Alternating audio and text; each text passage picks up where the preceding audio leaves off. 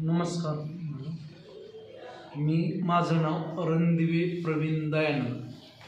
मी primary teacher आहे आणि मला 2021मध्ये माझी एंजिओप्लास्टी झाली.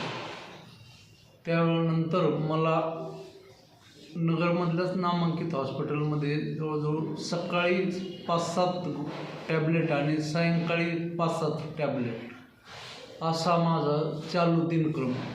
परंतु त्यानंतर मला असंच ऐकण्यात आलं की साल्वेशन आर्मीचं इव्हँजेलिन बुथ हॉस्पिटल आहे, तिथं एकदा चेक करा. म्हणून मी आलो आणि इथं 2024 जवळजवळ आता मला 1.5 वर्ष झालं इथं चेक करतो मी. तर इथं मला असा फरक पडला की सुरुवातीला माझ्या टॅबलेट फार होता, मला कंटाळा आला टॅबलेट घेऊ. परंतु इथं आल्यानंतर इथले आहार तज्ज्ञ मॅडम डॉक्टर शिंदे मॅडम हे भेटले आणि त्यांनी मला योग्य असं मार्गदर्शन गाईड केलं. आणि त्याबरोबर आहार आणि फिरणं जॉगिंग ह्या दोन्हीचा समतोल राखल्यामुळं माझ्या एक टॅबलेट बंद झाल्या. आज मला BPची टॅबलेट टोटल बंद झाली.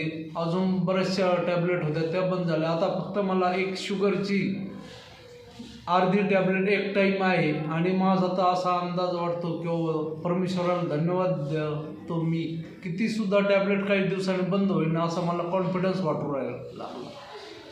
आणि त्यांचं काहीच नाही, फक्त की तुम्ही सकाळी अर्धा तास चाला आणि सायंकाळी 15 ते 10-20 मिनटं चाला, बस एवढं. आणि त्याबरोबर आहाराचं असं सांगितलं की सकाळी त्यांनी मला अशी मिलेटची भाकरी दिली आणि त्यानंतर माझी शुगर जी जास्त होती 200-300 ती एकदम कमी झाली, लेव्हलमध्ये आली. आणि त्यात काय ज्वारी, बाजरी आणि नाचणी असे मिक्स धान्य करून त्याची भाकरी मी खातो नियमितपणे. 3 टाईम आहार, त्याबरोबर सकाळी नाश्त्याला अक्रोड, बदाम आणि फ्रूट्स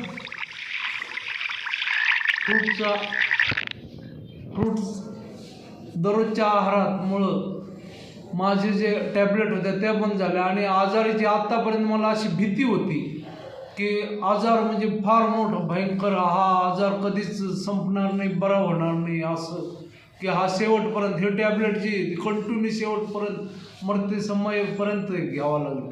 परंतु इथं आल्यावर माझं जे अपडेट झालं ज्ञान की हे तुमची टॅबलेट बंद होऊ शकते आणि त्याचा मला अतिशय चांगला रिझल्ट भेटला. परमेश्वराच्या नावाला धन्यवाद देतो. इव्हँजेलिन बुथ हॉस्पिटलचे सर्व स्टाफचे मी आभार मानतो. थँक्यू, धन्यवाद. आणि 1 मिनिट सर्वांना विनंती करतो की या इव्हँजेलिन बुथ हॉस्पिटलमध्ये आल्यानंतर फार फरक पडतो आणि काळजी घेतात. तर तुम्हीसुद्धा एकदा भेट द्या आणि तुमचे सर्व तक्रारी, सर्व अडचण दूर होईल अशी मी विनंती करतो. ठीक. ओके.